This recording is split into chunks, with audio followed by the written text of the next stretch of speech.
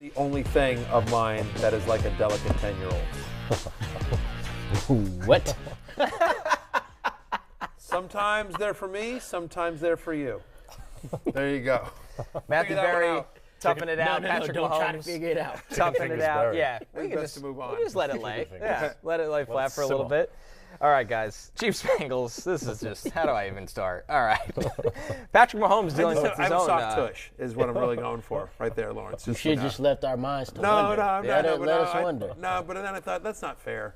Let you have that image on your drive home. Really activated the sickness as we've left the regular season of the NFL. Thank you, Matthew Berry. This is the longest, because normally when I was back at ESPN, the regular season ended and then I was done. But now we're reaching scary waters. I'm just now. saying, like there may have been, like ESPN may have been right. They've been like, listen, we know you can only do about 17 weeks of content, and then we're done. What's February going to look like? Oh my God. We just we're truly doing don't a know. full week at the Super Bowl. Like Yeah. that could that be, should go fine. Yeah, that'd be great. Yes. The Matthew Berry equivalent of international waters. Yes. Yeah. Yeah. There's no government, no rules, no whatsoever. no rules. policies. No. Conference championship. All right, smooth transition here, guys. Let's get into the game. Patrick Mahomes priced at 7,600. Obviously, the higher end of quarterbacks here. Mahomes has said he's ready to go for the AFC title game, despite having a high ankle sprain, typically an injury that there'd be no chance of him playing. We know Mahomes is just going to play through this game. It's as simple as that. Lawrence, despite the injury with Mahomes, are you still willing to pay up that price for him in daily fantasy? Yeah, so I think he'll be fine. First off, I'll say that first, but I won't pay the price because you got Joe Burrow here who's cheaper, and they could put up similar numbers. So even though I feel like the Chiefs will still win this game, when we're talking about picking a quarterback for DFS, give me Joe Burrow, who averages 327 yards a game against these Chiefs with Patrick Mahomes. He could put up the same numbers for a much cheaper price, so I wouldn't pay up for him. Yeah, the only reason to pay up for him is honestly to go contrarian, because I think almost anyone looking at this for more than 10 seconds is going to be like, why don't I take the cheaper guy who's healthy? You know, like who gets to throw to Jamar Chase and gets to face a Chiefs defense that gave up the most touchdown passes during the regular season, gave up the third most fantasy points per game to opposing quarterbacks, you know, is averaging over 20 fantasy points per game in the playoffs this year. To your point, Lawrence, against these Chiefs, the three games that, you know, the Bengals have all won against the Chiefs, 327 passing yards per game, 8 touchdown passes in those 3 games, just 1 interception. Like, I think Mahomes will play well. I'm with you, but I don't think he plays $400 better than Joe Burrow here. Yeah. Firstly, the video of Mahomes at the press conference and when he walked down the steps and kind of had a little hop, he looked fine walking out. That moved the line 2.5 points after that came out. Wow, it went from Bengals -1.5 to Chiefs -1. So everyone is watching Patrick Mahomes and his gait very, very closely in the betting world. I agree. I think he's probably going to be 80% of Patrick Mahomes. I think probably the consensus that I hear that is forming and the unsubstantiated consensus is that he'll probably look fine inside the pocket and then not good outside the pocket. So he'll probably just stay inside the pocket. But I think Mahomes will play relatively well, but Burrow is definitely the safer play. Yeah, I mean, I don't know what his rushing prop is, but I'd take the under on it. No one's offering it yet. Yeah, exactly. So there you go. They haven't posted a line yet. But yeah, like, we're not expecting a lot of mobility there from Patrick Mahomes. But I will also say is that, like, again, he's walking around fine. And even though, right, maybe he's at 80%, but the fact is that when you're out there and the adrenaline's going and whatever, you got Trey Hendrickson on your ass, like, you're running. Like, you know, like, I realize my leg hurts, but I'm going. Oh, yeah. Yeah, exactly. And I speak from experience there. Look, he against the Jaguars, after that injury, he fell into like a 6 or 7 yard gain after that. So, you know, it definitely be over on the rushing prop. Contrarian play. All right, guys, we know the chalk play for his pass catchers is Travis Kelce. No surprise there. He's priced at 7,800. You're going to pay up for a dominant threat. But is there any value at all with anyone else in this offense in terms of the pass catchers? You have Juju Smith-Schuster coming in at 4,700. Here's the problem, Barry. Juju has 9 catches in his last 4 games. Yeah, I'm not in on Juju, but I will answer the question, is there value anywhere else? And I think there's 2 places. Number one is I do think Jerick McKinnon. I think people will be off McKinnon this week because he had the poor game last week, because from the box score, Isaiah Pacheco had the better game. But if you look at it, McKinnon played more snaps, ran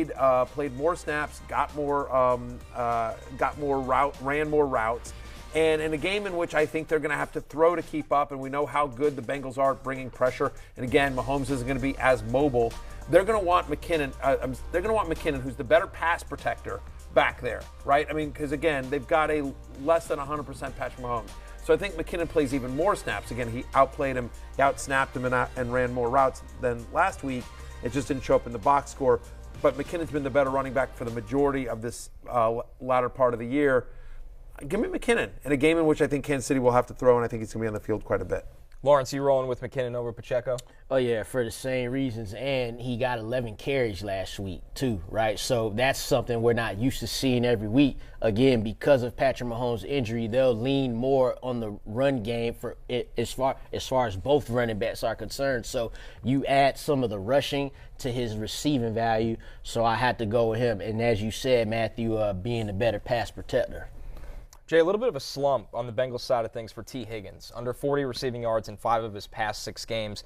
He's priced at $5,400. Is this a bounce-back spot for Higgins? I think so. I mean, the total in this game is 47.5. It's going to be high scoring. The one concern I would have is that the reason everyone wrote off the Bengals last week was because of their offensive line, and I think a big part of that was that they were in the snow, and it got mitigated. The Bills' pass rushes were mitigated a bit by it's just harder to rush the passer when you've got to go through snow. And so I do think that might hurt the Bengals this week. I don't think their offensive line will play as well. But look, Burrow's done whatever he wants against the Chiefs every time they've played. So I think that Higgins and Chase will be fine. Barry, we started off the show talking about Christian McCaffrey's high price of $8,000, and you countered, well, good luck with the rest of the running back plays. Joe Mixon comes in at $6,500. But we've seen Samaje Perine 40% plus snaps in both playoff games. So is that a reason to just stay away from Mixon? He's averaging 49% of the snaps in the playoffs. That Samaje Perine is, which, so you just look at the other side. Leaves only 51%. Joe Mixon did that math in my head. No big deal. NBD. Good job. Saying, good job. I'm not just good looks. I'm also a math genius. The positives of Mixon are that he's getting involved in the passing game. Over 5 targets a game over the last 5 as well. Chiefs give up the second most targets per game to opposing running backs. So the fact that Mixon might be involved somewhat in the run game, the game's at Arrowhead. They clearly wanted to, take all the cliches you want, but they did clearly want to establish the run last week against the Buffalo Bills. I think you could see Mixon get a decent amount of work here in a game in which they're going to need him. Yeah, I mean, I don't mind him at 6,400. I think they're, I prefer McKinnon to Pacheco. I don't think I really want any of the Eagles running backs here. McCaffrey's too high priced. So you're really choosing between basically 3 guys, like Mixon, McKinnon, and McCaffrey, I guess. You know what I mean? Like if you want to, roll the dice on Sanders, I suppose. But I don't mind Mixon. I don't mind Mixon there. Perine will be more involved. That's really that's the only concern there on Joe Mixon is how much run does Samaje Perine gets. But it does feel like they're, in a game like this, they're going to want to lean on the veteran. All right, Lawrence, real quick, let's look at the clearance rack here. You got Tyler Boyd at $3,800, Hayden Hurst at just $3,000, Kadarius Toney at $3,700, and MVS sitting there at $3,600. Is there any of these 4 that you'd consider playing? Yeah, Kadarius Toney at $3,700, right? Travis Kelce led the Chiefs in a large margin with 17 targets last week. Take a big drop, and the next guy was Kadarius Toney with 7 catches, made 5 catches. 7 targets, made 5 catches and 36 yards out of that. Also had the 14-yard rush where he almost scored the touchdown. Then he got stopped at like the 2 or the 3-yard line.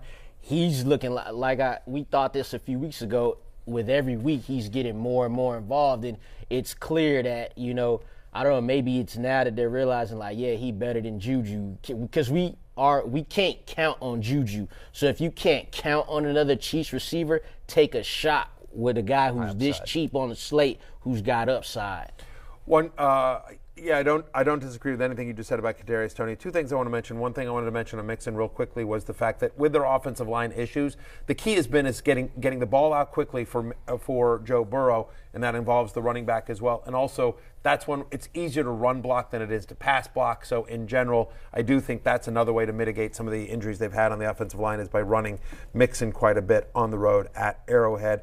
The other bargain bin guy that, again, wouldn't want in a cash game, but in DFS, I think it's sort of interesting, and I wouldn't mind kind of putting a bet on anytime touchdown, is Marquez Valdez-Scantling. Yeah. Just because I think he'll see some Eli Apple. And I think Eli Apple, who's been running his mouth on social media, he doesn't make a lot of friends, and I just think Eli Apple is burnable, is very burnable, and I think that he'll find himself on MVS. They're going to take a couple of shots and try to pick on Eli Apple in this game, and I think MVS is the most likely candidate. You could see some Justin Watson, but yeah. Anyway, I don't mind a small bet on anytime touchdown for MVS. Or, again, in the bargain bin. Yeah. Plus 333 on BetMGM. MVS, anytime there you go. Touchdown scorer. All right. Plus 333. Let's close this out looking at the most bet AFC Championship prop board. Jay, what are your best bets looking at this game? Two best bets. One, we talked about him. Jerick McKinnon, over 27.5 rushing yards. He played 44 snaps last week, 65% of the snaps. 27.5 is just too low for a running back in a Patrick Mahomes offense. Playing that much, maybe Mahomes is limited, and McKinnon is running more. And then my second bet, this is an easy one. Chiefs money line. Chiefs are winning this game. There you go. And the way to think about this is, last week, Bills and Chiefs were rated about the same. Bills closed 6-point favorites home to Cincinnati. Now the Chiefs are only 1-point favorites. And obviously Mahomes being limited and Cincy looking awesome last week has to bridge the gap a little bit, but 5 points is too big of an adjustment. I think the Chiefs should be 2.5-point favorites. I think they win. I'm with you on that one. All right, guys. Can I give you two quick ones real quickly? Yeah, please. First off, We got a kicker prop player. Evan McPherson over 1.5. Come on, Money Mac. Come on. This is him and Butker both over 1.5. Over 1.5 field goals.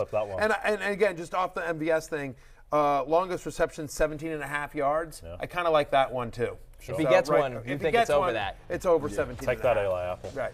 We're going to break. When we're back, WWE superstar The Miz joins the show. Hey, it's Matthew Berry from NBC Sports and RotoWorld.com. Just want to thank you so much for watching what you just watched, or at least being too lazy to click out of it after the autoplay just kept it going. So either way, thank you so much for just letting it scroll by your screen. And now I'd like to ask you respectfully, please subscribe to the NFL on NBC YouTube channel for the latest NFL news, fantasy headlines from RotoWorld, and betting analysis from NBC Sports Edge.